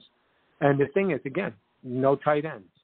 So, you're looking at it now. You got tight ends. You got Zuma. You got the Conklin, right? Rucker doesn't have to perform. He can wait till half a year before he really gets into it. And he's going to be a devastating blocker. And he has hands. You're going to find another weapon midway through the season and go, oh, my gosh, look at what we're doing. And, he was always there. But he didn't have to be pressured. And Breece Hall during the draft period, I was all over him. I wanted him from the start. He is, when he was in Iowa State, he had no offensive line. And all this guy does is score touchdowns, 25 touchdowns a year with nobody, with the line. Yeah. Imagine now he's back in and Tomlin. Come on, guys. He's going to run rampant. I wouldn't be surprised if the first game he gets 185 yards combined with receiving and 2 touchdowns. That would not be out of the realm of. Yeah, and Mike, I'm telling you, you're going down a great path here. You're talking about Breece. I think Breece is going to be phenomenal, but I also think that there's a lot of people not talking about Michael Carter as well. You talked about, some of the things that we have now offensively, things are changing around. Listen, Michael Carter last season was running around with nobody being able to open a hole up front, and he was still gaining yards here and there. He was. There's a lot of times where, honestly, he was handed the ball. He should have taken maybe a 1 or 2 yard loss, and he turned it into a 1 and 2, maybe 3 yard gain. We also saw him coming out the backfoot as well, catching the football effectively. That was huge too for us. He won us games doing that stuff. So I think that the running game being better this upcoming season is definitely going to bode well for Zach Wilson too, because that kind of eases the pressure off of him. Because again, I think that's why the Jets were so easy to defend last season. It was, hey, you just stack the box. They can't run. You send everything in the kitchen sink of Zach Wilson, and you just smash him. And that's what we saw. That's why he got hurt against the Patriots. That's literally what they did. I mean, and every week it was like that from week 1 until he got hurt, because we saw the Panthers do that. The Panthers lit him up. Hassan Riddick and I forgot Burns, I think it was just having their way with us consistently, and it was because that's exactly what the game plan was. So, go ahead. And the line wouldn't protect him. They wouldn't, if he got knocked down, they wouldn't get pissed at the other team, which is something different because Tomlinson's what he's doing, saying things like that, like, "Hey, we got you, Papa." So he's establishing an attitude. But to get back to Carter, and during his draft, what was he known for? He was known for getting extra yards, getting hit from behind the line or whatever it was, and making those extra yards and having great. And that's exactly what you got when he came to the pros. What you're going to get from Breece Hall is exactly what he did in college. All he does is score touchdowns, and you're going to be that. Now, the thing is that what I'm happy about is not taking anything away from Michael Carter. I thought he was great. The issue is he's a little too small. He can't handle the everyday load, every down load. He can't do that because he got. I don't. Yeah, I don't think that's necessarily true though, because we saw him handle the load last season. Now again, we are in a run first offense. And I want to remind everybody of that, because I've gone back and forth with a lot of Jets fans who think some reason we're the Saints now. They think we're going to, or we're like the Rams, for the old Rams, the greatest show on turf or something. We're not that. Okay, we are a run-first offense. I do think that Michael Carter would be able to carry the rock, but again, I think it's tough to really, I think it's tough for me when I hear a lot of people say that, because we had an offensive line that wasn't opening anything up last year. So how can you discount him? Well, I'm telling you, when we go back and we watch those games, they weren't opening anything, nothing. And he was the only guy that was really moving the rock like that. Like I said, I think he's the only 100-yard rusher, single 100-yard rusher we had the whole year. So and the thing I think Michael Carter can carry the load, but again, because this system is all about being kind of a multi-back system, we see it with the Niners. We're running the same thing. The Niners do the same thing. They run a myriad of running backs. They got a bunch of guys. Right? I think that we'll see that this year, and that 1-2 punch is going to be huge. But go ahead and give me your thoughts on that, and also give me your thoughts on Denzel Mims and the performance that we've seen out of him in camp so far, too. To finish with Michael Carter, I agree with you 100%. And the great thing about Michael Carter and Breece Hall together is you're going to get the same production. So if one comes in, you're not going to say, oh, okay, this is definitely a run. They're not going to pass to him. He doesn't really have hands like Ty Johnson. This guy is horrible. But now when you switch Breece Hall and Michael Carter, you're going to get the same type of production. They both have great hands. They both great tackles. They both run, and now you can run the full myriad of plays, offensive running plays, and there's no change. Yep. There's no what we can key on. That's what's great about the two. Okay, is that I have the full playbook at hand, and and it still run the same play. So that's the great thing. It's just that whether it was too much of a load for him because then they leaned too much on him because the rest of the guys were not that great to say the least. And Van Roten on the line, which got Beckham hurt. Please, that was a mistake. My God. Yeah. So, but I'm so glad that he is gone, Mike. I'm telling you, if there's one guy that I'm glad is not on the team, Greg Van Roten was terrible, man. I'm talking awful. He was terrible. Goodness gracious. Yeah. Now with Mims, looking at how they looked at the draft and try to analyze Joe Douglas, which is difficult, and he's doing a great job building this team. He had to really rip it down and build a whole new foundation. Would you look at next year? You got Corey Davis on his last year, right? Well, and he typically gets hurt. Thank God he got his surgery, and hopefully that surgery that they were saying is going to alleviate other things that he had wrong with him for the years.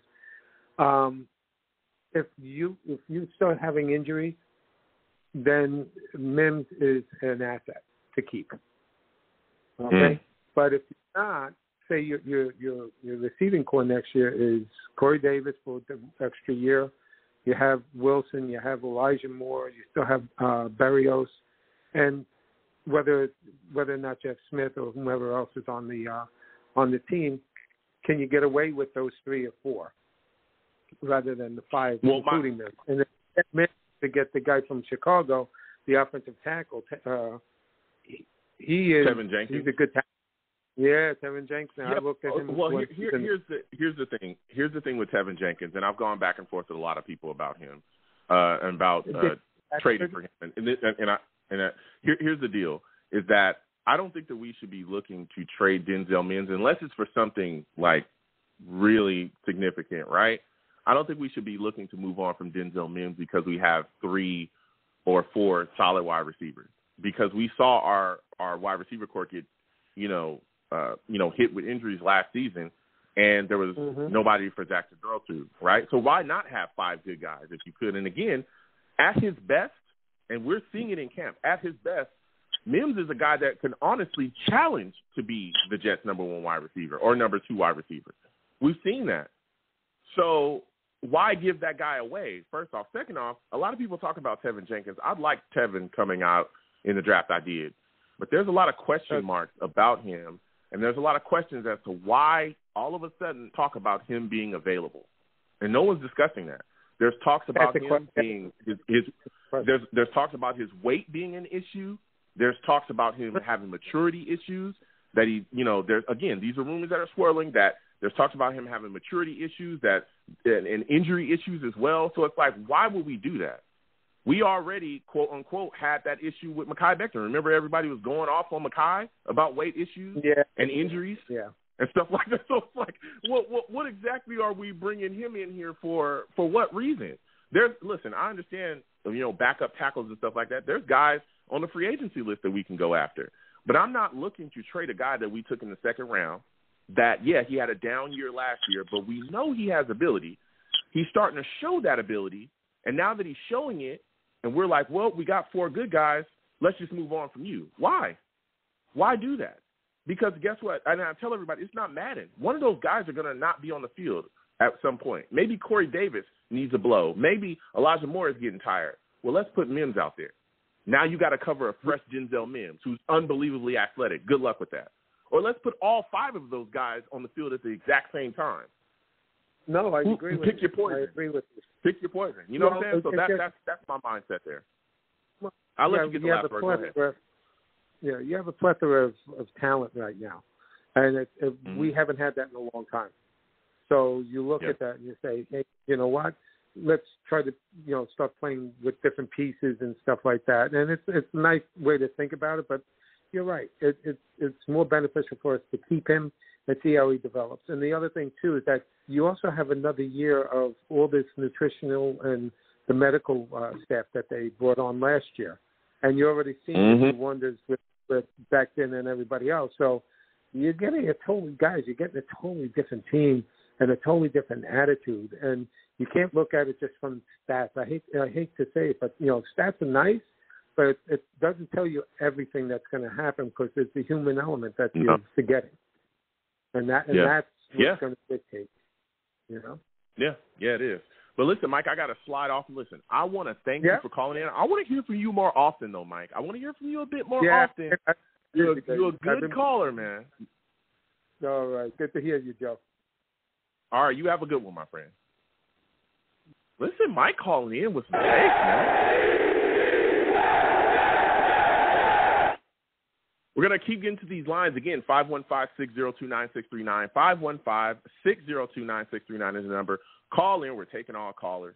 Please give the stream a thumbs up. Subscribe if you have not subscribed. Share the stream with your friends and your family. If you want to give to the platform, the super chat's there. If you don't want to hit the super chat, the cash app's at the bottom of the screen.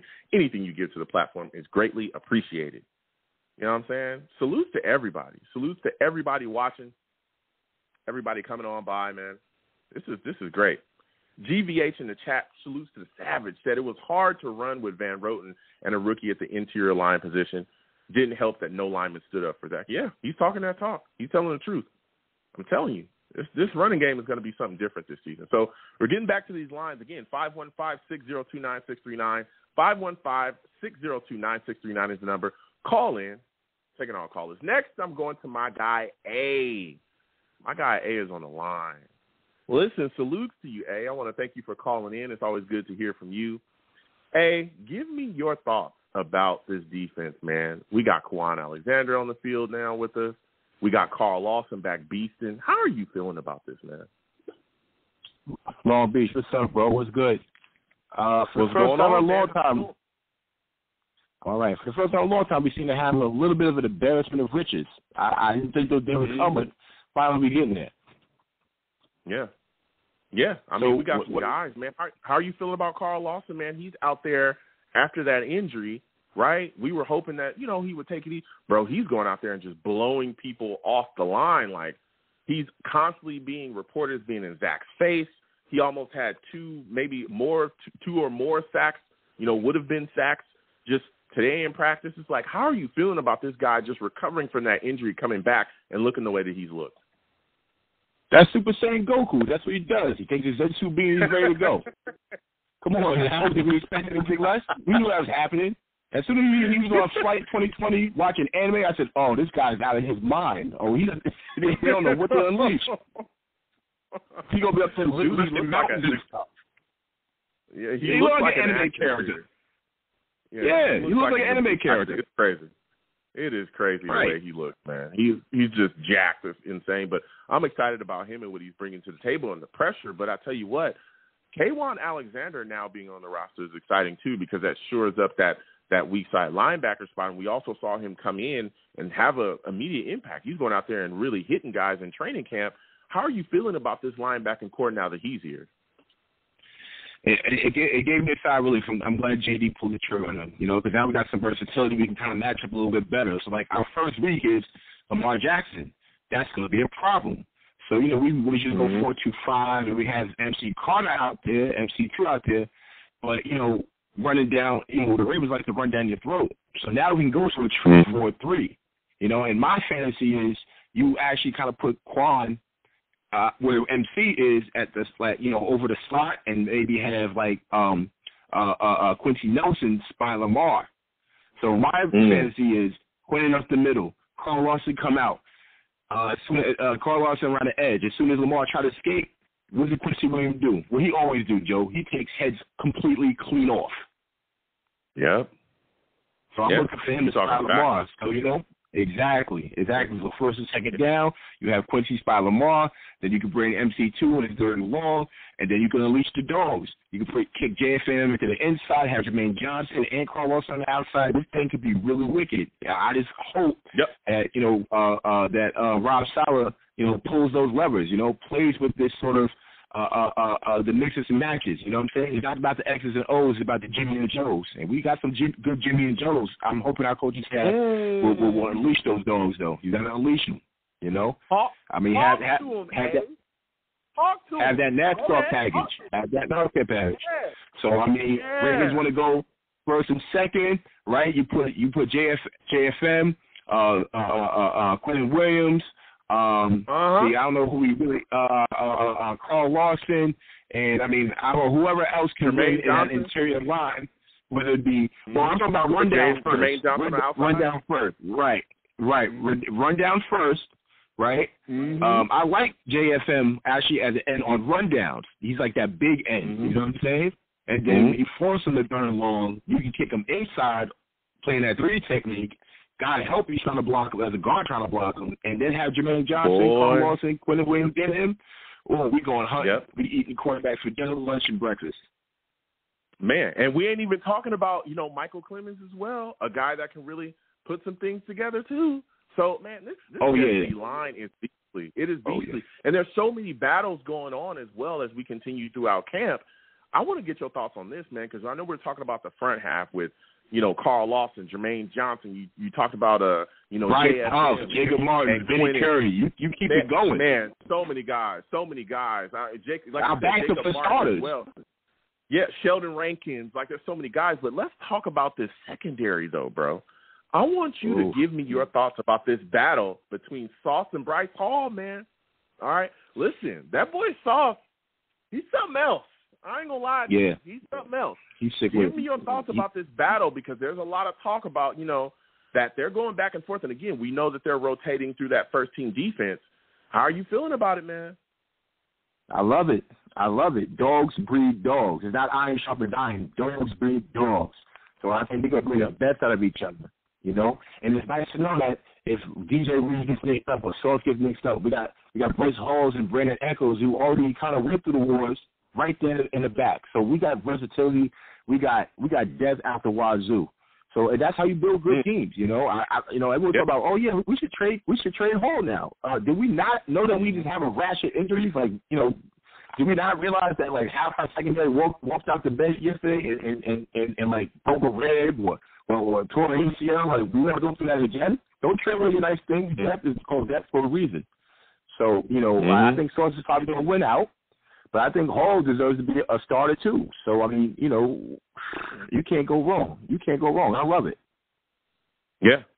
And now I want to go over to the offense with you really quickly, man. There's been a lot of talk about things that we're seeing over there, man. This Zach Wilson, he's been a little up and down, but these last couple of practices looked really good. He's worked really well in the red zone. Give me your thoughts about him, man. How are you feeling about how he's looked in camp so far? Well, so far, unfortunately, to me, Zach has been consistently inconsistent. So, once we find him, once he plays at his top tier, I think he's as good as anybody. But they say reports from camp he's like still throwing worm feeders where he's underthrowing receivers that's going in the ground, not able to hit certain screen passes. And then the next series, he rolls out and with a flick of wrist hits him for the 50-yard bomb. So it's like, if we can get that guy playing within the schedule of offense, I heard that he's reading quicker. The ball come out a little bit faster, but there's sometimes where, he's still holding the ball too long. So we're still having an inconsistency. And this whole offense is going to go as he goes. And, I know we talk about Carl Lawson, and he's a beast, but there seems to be a lot of people getting sacks. Vinny Curry got a sack. Jabari Zaninga, who I didn't even know he was still alive, got a sack. So it's like 8 little dudes who got a sack. So it's all coming from the tackles. So, if 1 or 2 guys are eating, I get it. But now we got 5, 6, 7, 8 guys eating. Are we that good, or do we have problems? That's what I want to ask you. Yeah. So, we'll have to see. This was before pads, defense generally will win up front before you put the pads on. But even after the pads, like you said as well, we're seeing Carl Lawson eat in. We're seeing other guys eating as well, getting sacks. Now, I will say this. The backup O-line is awful. When you look at Connor McDermott, he comes in, he immediately gives up a sack. So, I don't know why those guys are not the starters, right? But I think it's going to take a little bit of time for the line to gel a bit. Again, there has been some good moments, there has been some bad moments, but again, our offensive line is going to be okay. I think they're going to be near the top of the league. But I just think our defensive line is just beastly, man. And again, we still got a lot of moving parts. We got Becton moving over to the right side. You got ATV on the right side. Guys are still kind of getting used to what's going on here. And that's where my next question comes for you is give me your thoughts about Becton being moved to right tackle. This happened after the last show that we had. No competition. He's over there. He's competing. There's a lot of people getting after him because, again, he's still getting himself back into football shape. What are your thoughts about what we've seen out there with him just going out there, running well through the drills and doing his thing? I think it was the right move. If I can say one more thing real quick, Connor McDermott, I would trade him for a bag of footballs. I don't even know why he's still on the team. But back to my man Becton. I think it was the right move. In my opinion, you got two quality left tackles on our team.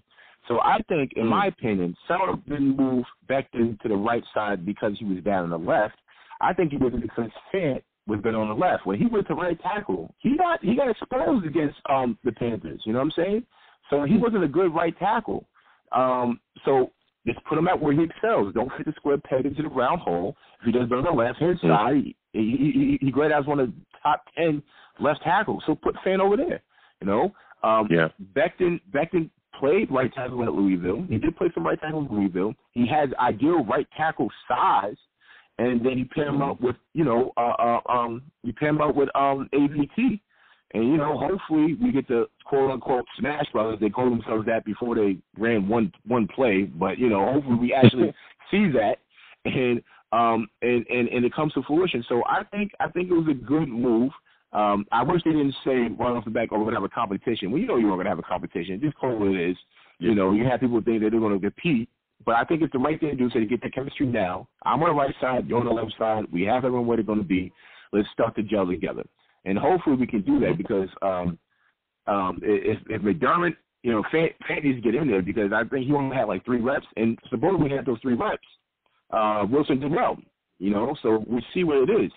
But when Fant's not in there, he's running for his life. And it's probably because the players coming off McDermott or Dover side.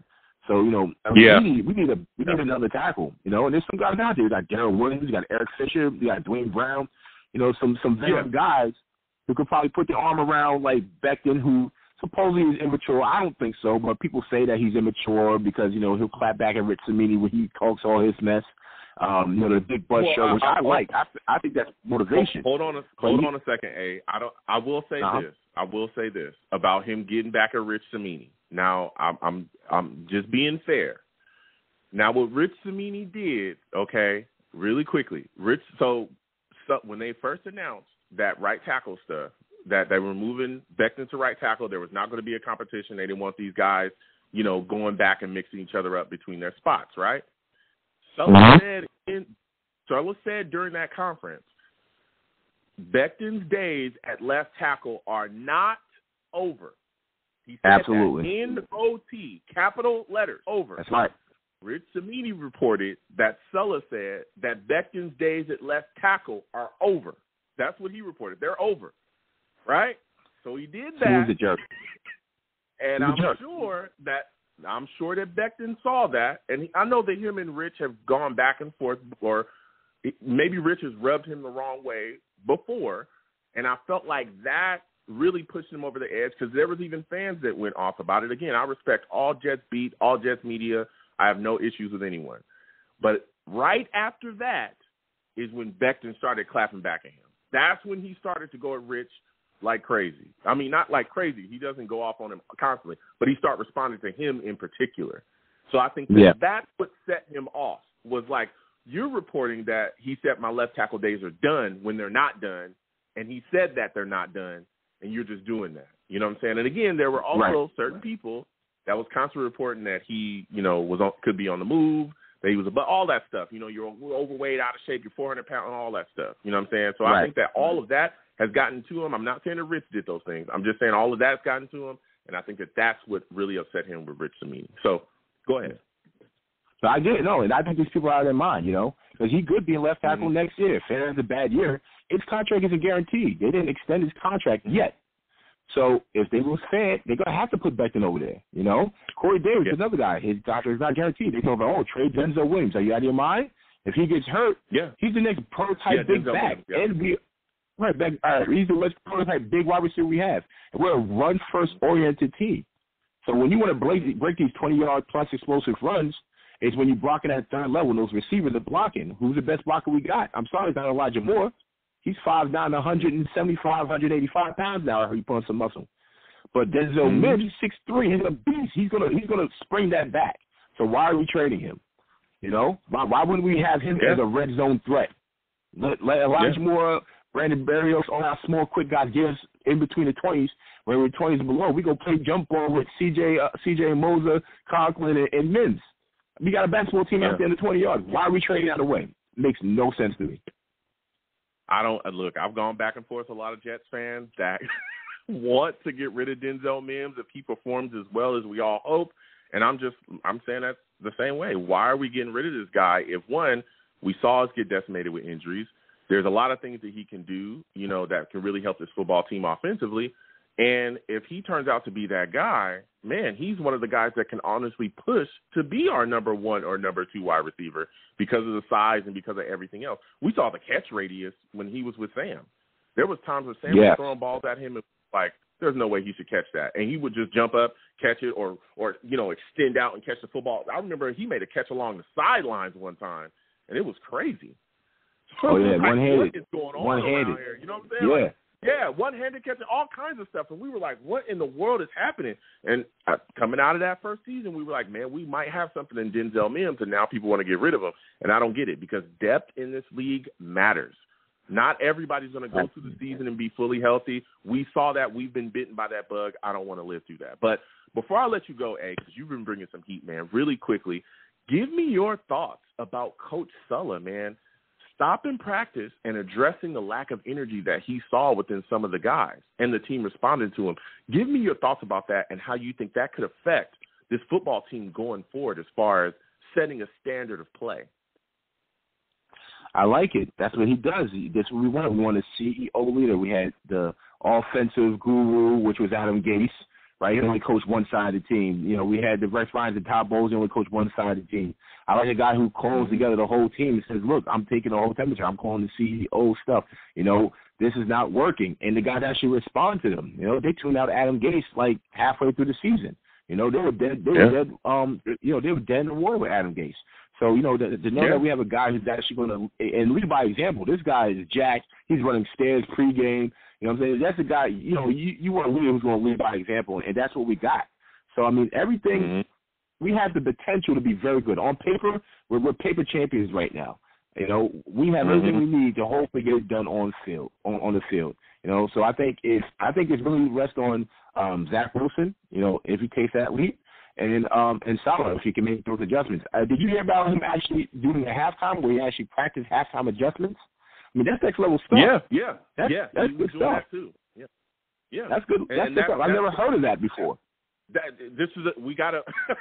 We haven't had a decent coach in a long time. No, not at all. There's been some train wreck. We talked about Bowles. We talked about Adam Gase. Oh boy. Oh, so I'm praying I dumped those were some tough times. Yes, sir. We've been through dark ages. We've been through dark ages. I'm hoping it builds character being a Jets fan. I'm hoping we have to dump the fire ages. I really hope so. Yeah, absolutely. But listen, I got to slide off, man. I want to thank you for calling in. Listen, I want to hear from you more often, man. We definitely go back and forth, but definitely call into the show more often. I want to hear from you, all right? All right, my guy. Be blessed. All right, you have a good one. Listen, calling in with some takes, man. Let's go.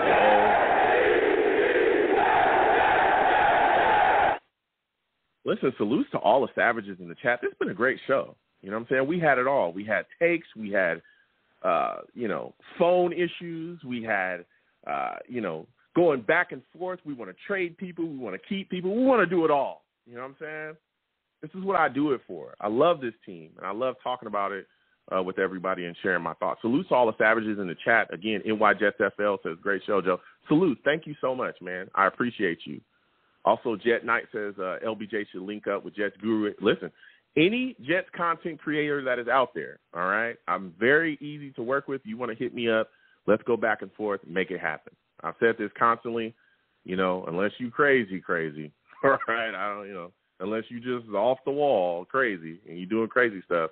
I love talking football with everybody, and if my schedule allows it, let's do it. You know what I'm saying? I'm all about, going back and forth with, my brothers and sisters that are wearing that Jets jersey, you know what I'm saying, and talking football. And even those of you that don't wear Jets jerseys, I've definitely talked to people that don't wear Jets jerseys. I love talking to everyone about football and about this football team. Very easy to hit up, hit me in my social medias, anything like that. So we're going to go ahead and close up the show now. It's been a phenomenal show. Listen, I'm the man of the people. I'm here for the people. Let me shamelessly promote my Facebook page. Everyone go on Facebook, search The Long Beach Joe Show. Like that page. My content's up there. Go ahead and give it a listen. Message me. I'll message you right back. I love going back and forth with folks about this football team. Also, leave me some feedback. I love hearing about what you folks think I do here on The Long Beach Joe Show. Your boy's also on Twitter as well, YoungJ000. Go ahead and follow me. I'll follow you right back. You want to troll me? No issues. I am the troll that lives under the bridge, and I will have my Vera Tucker jersey on at all times. All times. All time. Elijah Vera Tucker, one of the best guards in the league. I'm not just saying that because I'm a Jets fan. It's big facts. Okay? Not only that, but he's a USC guy. I'm just saying, fight on. That's all I'm saying. That's all I'm saying. Right?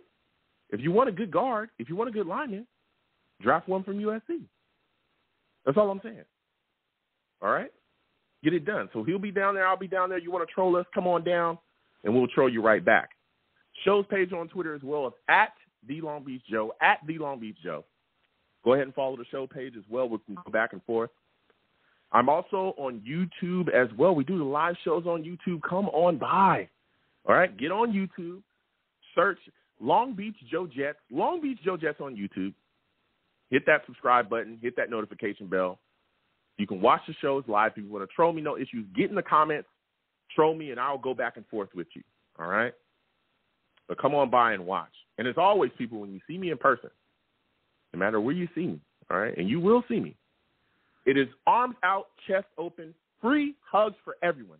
Free hugs for everyone. The hugs will cost you absolutely nothing. No matter what anyone says, the hugs will always remain free. I want to thank everyone for listening, everyone for calling in.